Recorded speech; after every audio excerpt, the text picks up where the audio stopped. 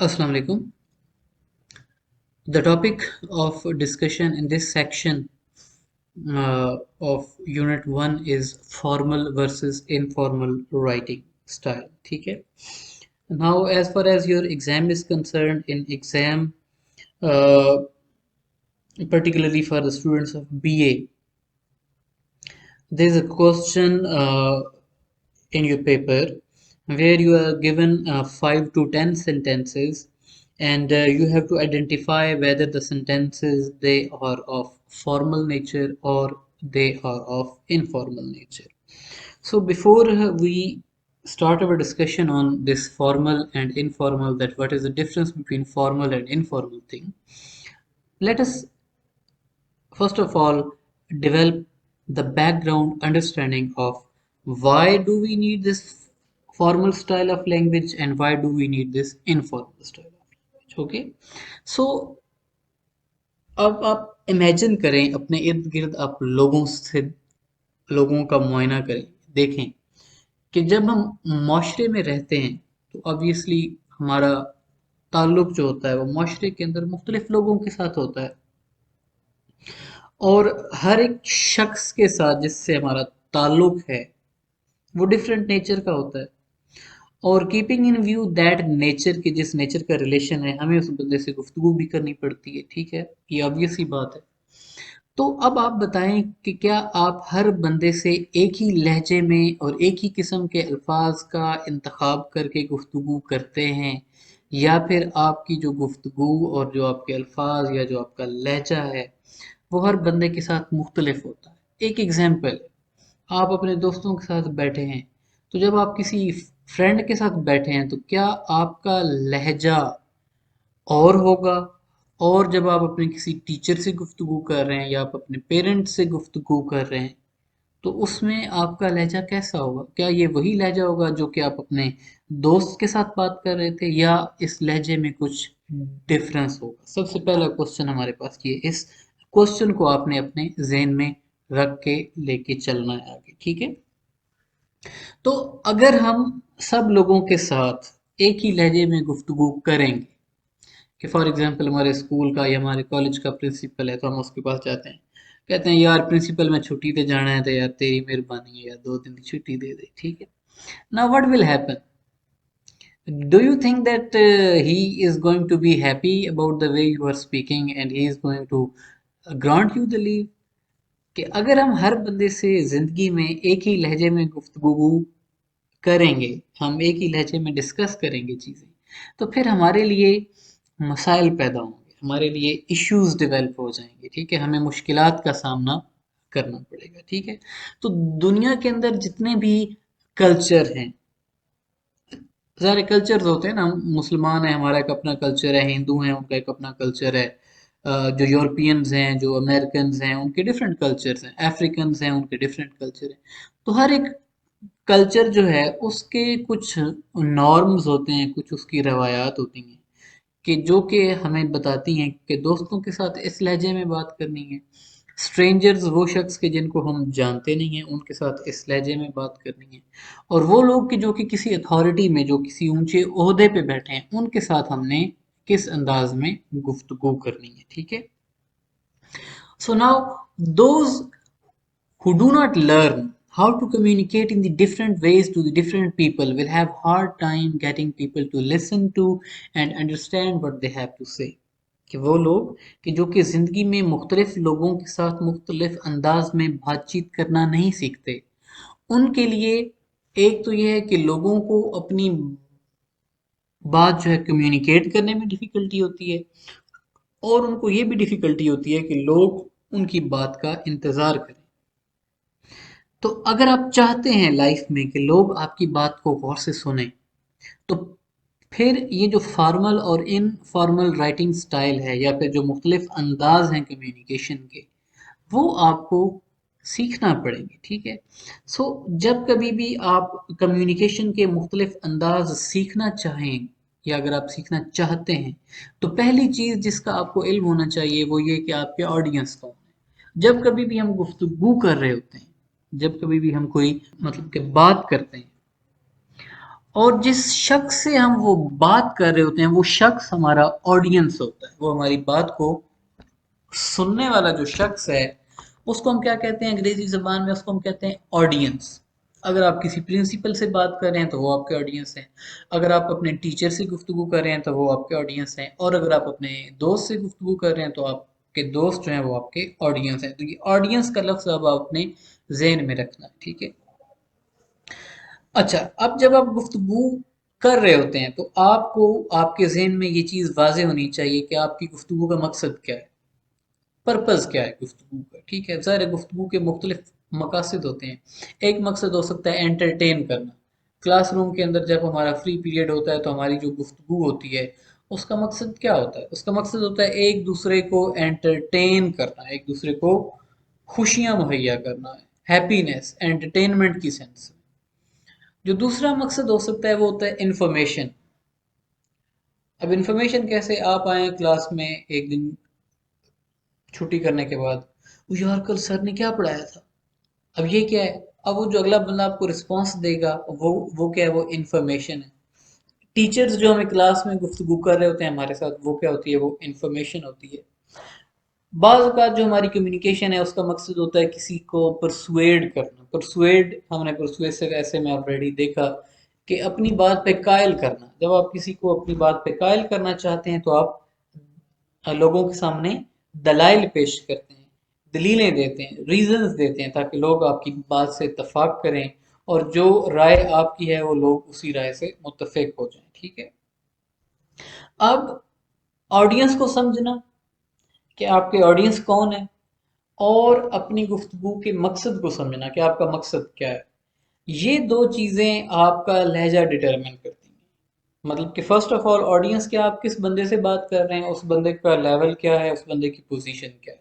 दूसरी बात ये कि आपका बात करने का मकसद क्या है, ठीक है।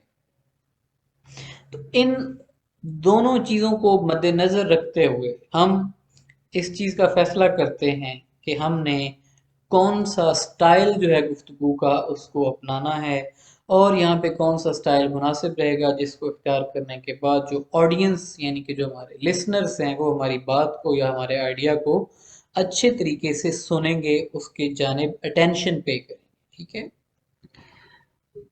जनरल जो रूल्स हैं इस हवाले से, जनरली जो हमारी कम्युनिकेशन हमारे दोस्तों के साथ, हमारे रिलेटिव्स यानी कि हमारे कजन्स हो गए, हमारे पेरेंट्स हो गए, या बाकी जितने रिलेटिव हैं, उनके साथ ये जो हमारी कम्युनिकेशन होती है वो इनफॉर्मल नेचर की होती है, ठीक है। लेकिन स्ट्रेंजर्स यानी कि वो लोग जिनको हम नहीं जानते, वो लोग जो कि किसी अथॉरिटी में हैं, वो लोग जो कि हमारे को वर्कर्स होते हैं, उनके साथ हमारा लहजा जो होता है वो फॉर्मल होता है, ठीक है, रस्मी लहजा होता है, ठीक है। लेकिन कम्युनिकेशन का पर्पस जो है वो भी लहजे को डिटरमिन करने में आपकी मदद करता है। फॉर एग्जांपल, अगर आप अपने को वर्कर्स को एंटरटेन कर रहे हैं, लतीफ़े सुना रहे हैं, तो फिर आपका लहजा इनफॉर्मल होगा, ठीक है। और इसी तरह अगर आप अपने प्रिंसिपल को एंटरटेन कर रहे हैं या किसी लेस सीरियस इशू पे उसके साथ गुफ्तगू कर रहे हैं टीचर के साथ, तो वहाँ पे भी आपका लहजा जो है वो इनफॉर्मल हो सकता है।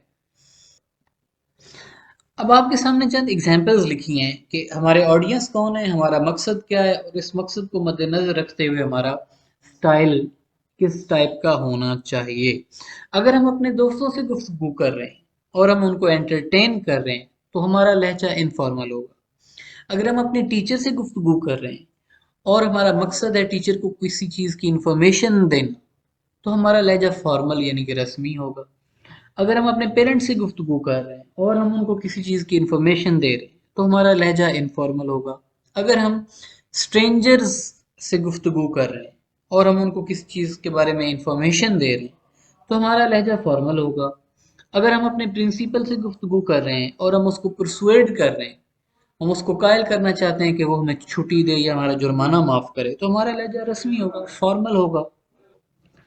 लेकिन यही इन्फॉर्मेशन जब हम अपने दोस्तों को दे रहे होते हैं तो वहाँ पर हम इनफॉर्मल होते हैं। स्ट्रेंजर्स को अगर हम परसुएड कर रहे हैं, किसी बात पे कायल करना चाहते हैं, तो वहाँ पे लहजा हमारा फॉर्मल होगा, ठीक है। तो अब सवाल ये है कि ये फॉर्मल और इनफॉर्मल जो राइटिंग है इसके बीच में डिफरेंस क्या है, फर्क इसके बीच में क्या है। तो आपके सामने टेबल एक प्रेजेंट किया जा रहा है, ठीक है। इस टेबल में डिटेल्स लिखी हैं कि what is the difference between formal and informal writing style. तो जो फॉर्मल राइटिंग स्टाइल होता है उसमें टोन आपकी यानी कि लहजा पोलाइट होता है, लेकिन इम्पर्सनल, इम्पर्सनल से मुराद ये है कि हम आई वी और यू जो है इस पर्सपेक्टिव में बात नहीं करते, रादर हम थर्ड पर्सन पर्सपेक्टिव में बात करते हैं, ठीक है। जो इनफॉर्मल राइटिंग स्टाइल होता है उसमें टोन आपकी पर्सनल नेचर की होती है और इम्पोलाइट भी हो सकती है। फॉर्मल राइटिंग स्टाइल के अंदर हम कॉन्ट्रैक्शंस और स्लैंग्स को यूज़ नहीं करते। स्लैंग्स पे ऑलरेडी गुफ्तगू हो चुकी है जब हमने एकेडमिक राइटिंग के हवाले से गुफ्तगू की थी, तो उसमें हमने स्लैंग को डिस्कस किया था कि स्लैंग होता क्या है। अच्छा, कॉन्ट्रैक्शंस जो हैं, कॉन्ट्रैक्शंस होता है कि इज नॉट पूरा वर्ड है तो इजंट जो है कॉन्ट्रैक्शन है, यानी कि ओ को हटा के कॉमा जो लगा दिया जाता है उसको हम कहते हैं कॉन्ट्रैक्शंस। तो जो फॉर्मल राइटिंग स्टाइल है उसमें हम कॉन्ट्रैक्शंस को यूज नहीं करते, लेकिन इनफॉर्मल राइटिंग स्टाइल में हम कॉन्ट्रैक्शंस को यूज करते हैं। जैसे विल नॉट है तो विलेंट बन जाएगा, वुड नॉट है तो वोंट बन जाता है, ठीक है। तो ये सारी कॉन्ट्रैक्शंस जो हैं इनको और स्लैंग्स को हम अवॉइड करते हैं। इसके अलावा you have to avoid using abbreviations. Abbreviations के फॉर एग्जांपल है तो हम ईजी लिख देते हैं ना, तो फॉर्मल जो राइटिंग स्टाइल है उसमें पूरा फॉर एग्जांपल लिखेंगे, ईजी नहीं लिखेंगे। इनफॉर्मल राइटिंग स्टाइल जो है उसमें हम एब्रीविएशंस का इस्तेमाल फ्रीली कर सकते हैं, कोई मसला नहीं। फॉर्मल राइटिंग स्टाइल में you have to maintain a serious tone, कि आपका लहजा सीरियस होना चाहिए। On the other hand in the informal writing style जो आपका लहजा है उसमें ह्यूमर यानी कि हंसी मजाक आ सकता है। Use proper punctuations and capitalisations in the formal writing style. जो फॉर्मल राइटिंग स्टाइल है उसमें जो अंग्रेजी ज़बान जिसमें आप कम्युनिकेशन करने जा रहे हैं जिस भी लैंग्वेज में, उसके जो कैपिटलाइजेशन के जो रूल्स हैं, उसके जो पंक्चुएशन के रूल्स हैं उनको फॉलो करें। इनफॉर्मल राइटिंग स्टाइल में अगर आप इसको फॉलो नहीं भी करते तो कोई मसला नहीं है। Avoid using first and second person pronouns. बात रिपीट हो रही है कि आई, यू, वी और मी, यहाँ से बात का आगाज ना करें, ठीक है, क्योंकि ये पर्सनल में आ जाता है, आपका लहजा पर्सनल हो जाता है। तो फॉर्मल राइटिंग स्टाइल में हमारा लहजा इम्पर्सनल होना चाहिए, तो फिर हम वन यूज करते हैं कि one must not do it, के एक शख्स को, यानी कि कोई भी शख्स हो सकता है, उसको नहीं करना चाहिए। या फिर हम द रीडर कहकर यूज करेंगे, यू का लफ्ज नहीं बल्कि द रीडर कहेंगे। इनफॉर्मल राइटिंग स्टाइल में आई, वी, यू, मी आप दिल खोल कर इस्तेमाल कर सकते हैं, ठीक है। फॉर्मल राइटिंग स्टाइल जो है इसका जो सेंटेंस स्ट्रक्चर होता है, यानी कि वो जुमले जिनको आप इस्तेमाल कर रहे हैं वो मिक्स्ड होता है, वो वेरिड होता है। मिक्स्ड कैसे होता है कि उसमें आप कॉम्प्लेक्स सेंटेंसेस भी इस्तेमाल करते हैं, कंपाउंड भी यूज करते हैं और सिंपल भी यूज करते हैं। ऑन दी अदर हैंड जो इनफॉर्मल राइटिंग स्टाइल है वहाँ पे आपका सेंटेंस स्ट्रक्चर जो है वो शॉर्ट होता है और वो सिंपल सेंटेंसेस पे मुश्तमिल होता है, ठीक है। Word choice tend to be precise और technical in the formal writing style. Formal writing style में अल्फाज जो है वो बिल्कुल आप रेलेवेंट वर्ड्स यूज करते हैं और टेक्निकल जो टर्मिनोलॉजीज हैं उनको आप यूज करते हैं, ठीक है। लेकिन जो इनफॉर्मल राइटिंग स्टाइल है उसमें वेग कलोकियल एक्सप्रेशंस जो हैं उनको आप यूज कर सकते हैं दिल खोल के, आपको कोई इशू नहीं होगा, ठीक है। जो फॉर्मल राइटिंग स्टाइल है it is found mostly in the scholarly books, in the articles, in the technical reports, in the research papers and in the legal documents. यानी कि कोई बंदा किताब लिख रहा है तो वो फॉर्मल लहजे में होगी, अगर आप कोई अखबार का आर्टिकल लिख रहे हैं वो भी फॉर्मल लहजे में होगा, रिसर्च आर्टिकल लिख रहे हैं वो भी फॉर्मल लहजे में होगा, लीगल डॉक्यूमेंट्स जो हैं वो भी फॉर्मल लहजे में होंगे, ठीक है। ऑन दी अदर हैंड जो इनफॉर्मल राइटिंग स्टाइल है ये आपकी पर्सनल ईमेल्स, आपके personal letters, non fiction books जो कि जनरल इंटरेस्ट की होती हैं, और मैस सर्कुलेशन मैगजीन्स यानी कि बच्चों के हवाले से जो मैगजीन्स होते हैं या वैसे जो मैगजीन हैं जो कि छापे जाते हैं, उनमें आपको इनफॉर्मल लहजा देखने को और पढ़ने को मिलेगा। ठीक है, अब हम इस पर्सपेक्टिव में चंद एग्जाम्पल्स देखते हैं कि फॉर्मल और इनफॉर्मल में डिफरेंस क्या है। तो जब आपका लहजा फॉर्मल राइटिंग स्टाइल में पोलाइट लेकिन इम्पर्सनल होता है तो आप लिखते हैं कि to whom it may concern, लेकिन इनफॉर्मल डियर ग्रैंड माँ। ठीक है, फॉर्मल में many people enjoy amusement parks, कि बहुत से लोग अम्यूजमेंट पार्क्स को एंजॉय करते हैं। अब आपने अपना जिक्र नहीं किया, आपने अगले बंदे का जिक्र नहीं किया, लेकिन इनफॉर्मल में you like amusement parks right, कि तुम्हें पसंद है ना अम्यूजमेंट पार्क। अच्छा, इनफॉर्मल में सॉरी फॉर्मल में studies show many people spend too much time on computer, और इनफॉर्मल में जब यही बात करेंगे, do you spend too much time on computer like many people do. ठीक है, अब लहजा आपका यहाँ पे थोड़ा सा पर्सनल हो गया, यू का वर्ड आ गया। ठीक है, तो ये फॉर्मल और इनफॉर्मल का पहला डिफरेंस इसकी एग्जाम्पल। दूसरी चीज कि अवॉइड यूजिंग कॉन्ट्रैक्शंस।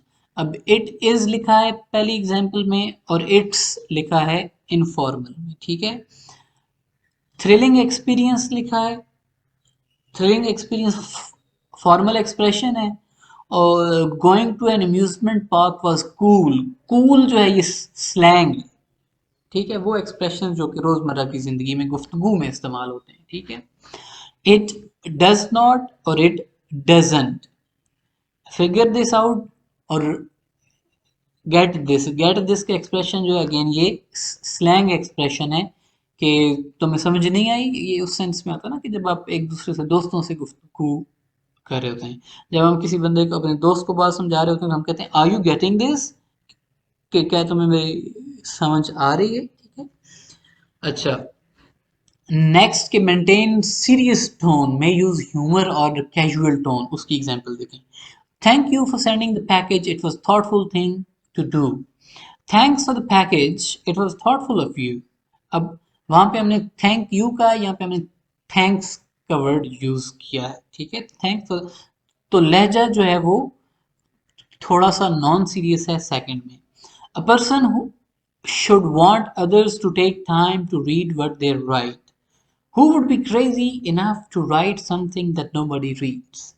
ठीक है, अब ये दोनों मतलब के बात है कि ये कि एक बंदे को सोचना चाहिए लिखने से पहले कि लोग मतलब क्या पढ़ना चाहते हैं, और जो दूसरा एक्सप्रेशन है who would be crazy enough, कि ऐसे कौन पागल होगा कि जो ये ऐसी बातें लिखे कि जिसको कोई पढ़ता नहीं है। ठीक है,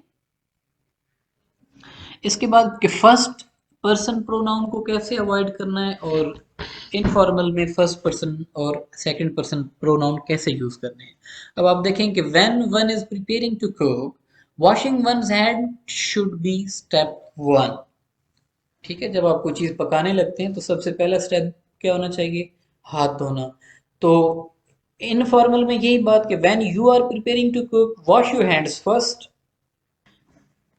The author advises the reader not to judge a book by its cover, और इसी चीज को जब हम इनफॉर्मल में लिखेंगे, I think that you should not जज a book by its cover. Okay,